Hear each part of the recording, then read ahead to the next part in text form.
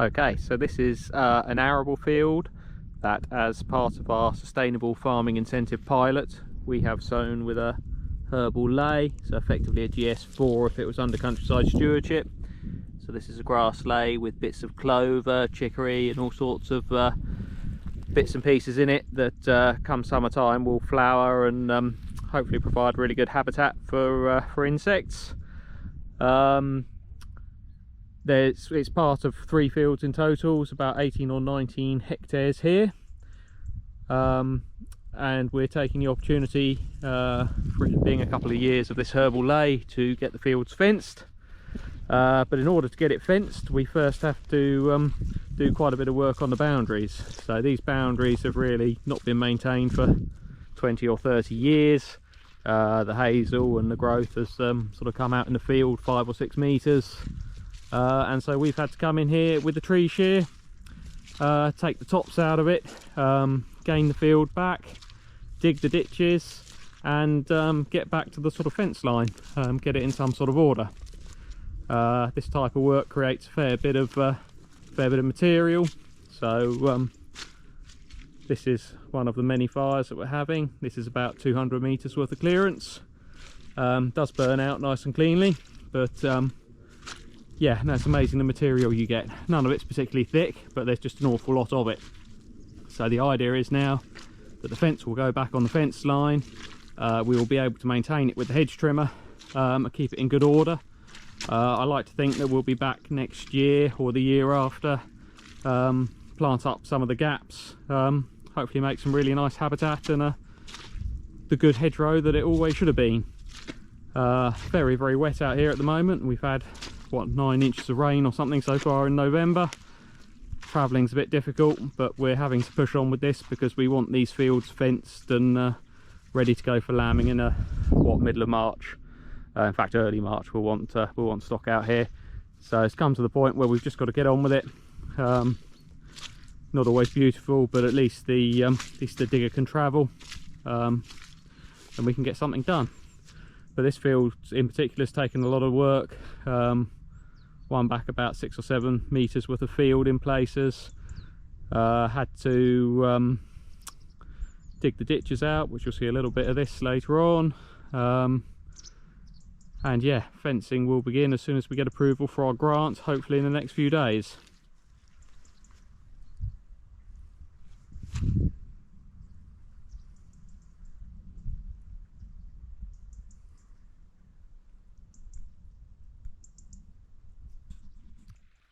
So I don't think I've ever seen this ditch before opened up properly. Probably a good 10 meters of brambles over the top. It's not the best ditch in the world because it has to get over a couple of humps in the field, so it does silt up in the low spots. Unfortunately, there's too much material here without having to sort of completely rip the hedge out to do a really good job of digging the ditch out on this section. But we've dipped in and got it where we can, got the water moving. As you can see, the field is absolutely filthy wet. Wouldn't normally do this this amount of damage in a field, but we did purposely leave the old stewardship margins, which are no longer in stewardship, for us to drive on specifically to do this work. We knew it was always going to be wet. As it happens, it's very, very wet, but it will dry up in the spring. We need to get the fencing up now. When it dries up in the spring, a couple of passes with a power harrow, sprinkle some seed on, and it should be as good as new in no time. But with a boundary in much better condition, a decent fence, and should deliver more all round.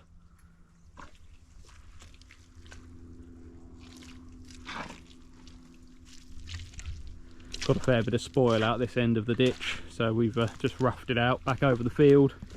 Like I say, that should disappear with a power harrow in due course. Be nice to tidy the other side of the bank up as well, but it's a neighbour's paddock the other side, so have to be a little bit sensitive to what we take out. So try to just take out the stuff that's overhanging the ditch or is sort of dead and fallen in, that sort of thing. Yeah, I don't know the neighbour. Maybe we'll get in one day and sort the other side out as well, which would be good all round.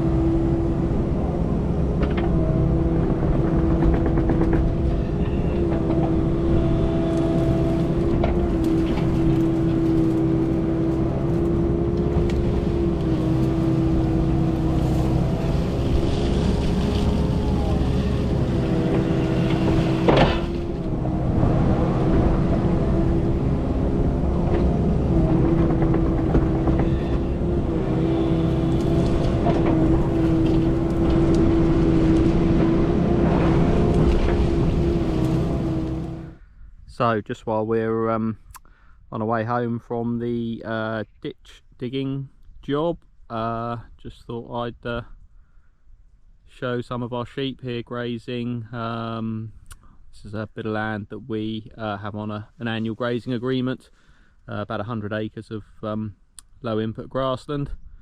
So these are some of our homebred Suffolk cross mule ewes.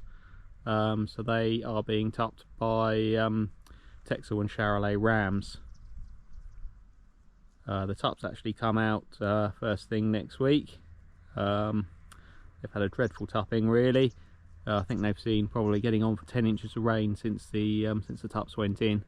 So it'll be interesting to see if that's had an impact on the scanning, but time will tell. Hopefully we've done everything right to yeah, have as good a result as possible, but I'm not expecting tupping to be quite as good as last year at the moment. So anyway, time will tell. Lots of yellow bums out here, which was our first raddle colour, so that means that they saw the ram at least a couple of weeks ago, which ties in with our normal sort of situation where we have a sort of very heavy early lambing, and it gets a little bit easier as time goes on. Yeah, so we now remove the rams next week, and we will know the scanning result in mid to late January, and then we can start thinking about how we're actually going to do this lambing, how we're going to group things up.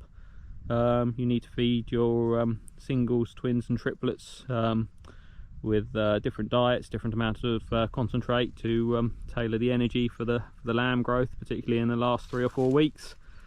Yeah, so lots of work to do from the moment that we get a scanning result.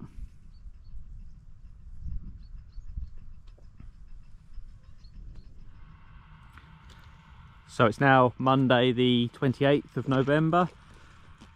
Not a lot of arable work goes on at this time of year, but we are out here just doing the last of our spraying. So this is a crop of winter wheat, varieties Gleam, and it was direct drilled with our Porsche Sprinter drill round about the middle of October. Looks pretty good. It's in behind a Southern Water cover crop, so that is a cover crop that they paid us to grow rather than a combinable cash crop, to basically reduce the amount of nitrogen fertilizer that we put on the land, and that could potentially end up in the aquifers where they abstract water for drinking. Looks pretty good, quite pleased with it. It's had pretty awful weather on it. We're out here spraying because well, we're targeting aphids, so it's been a very mild year. There are aphids in the crop. Aphids carry a disease called barley yellow dwarf virus, BYDV, which they infect in the cereal plants now. That then causes some yellowing and some patching later on in the year. It can be quite a yield robber in a bad infection year. Because it's been so mild this autumn, we suspect it probably is going to be a bad year for it. So we have to take it seriously, hence why we're here spraying. We can find aphids in the crop. We're not tripping over them, but yeah, this will be the one and only pass that it gets to control these aphids. So coming around the field in a minute, you'll see our Horsch Lieb trailed sprayer. Represents quite an investment for us about 5 years ago. Far from the cheapest spray you can buy on the market, but I think probably few people would deny that it's packed with the very best technology. So it automatically controls the boom height to hold it at 50 centimeters above the crop, which is where all the sort of main commercial nozzles are designed to work at their optimum. If you do it by hand, it's very difficult, especially up on the downs here, to actually keep the boom below a meter, which massively increases the drift and obviously prevents a spray from hitting the target that we're aiming at. The tractor and sprayer are being controlled by RTK, so they're satellite driving to 2 centimeter accuracy. So you'll see that we don't drill the tram lines. The the sprayer knows exactly where it is and puts them back in on exactly the same mark each year. It's a 30-metre sprayer. It's got 10 sections that switch on and off on the sprayer boom. That's all done automatically and controlled by the RTK and the computer in the cab. So yeah, we think it's a pretty good bit of kit. It will actually hold the boom height. We can, if we're forced to go in less than ideal conditions, we can actually reduce the boom height down to 25 centimetres and run double the number of nozzles, and that really substantially reduces the potential for drift. I'm not sure if the light's going to be right or not, but we should be able to see the section control working as he pulls up the lamb work in a moment.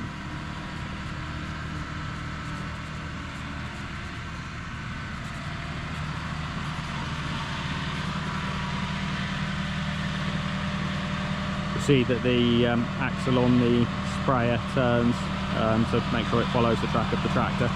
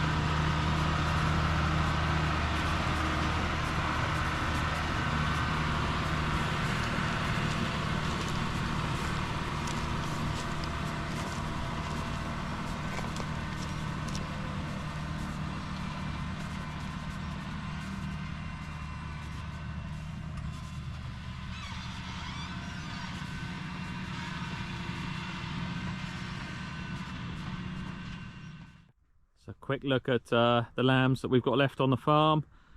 They were put out on stubble turnips the end of last week, so just getting used to it. So stubble turnips, the leaf is full of protein and the bulb is full of energy, so it's very, very good feed to get them fat and get them over the line and get them sold hopefully early in the new year.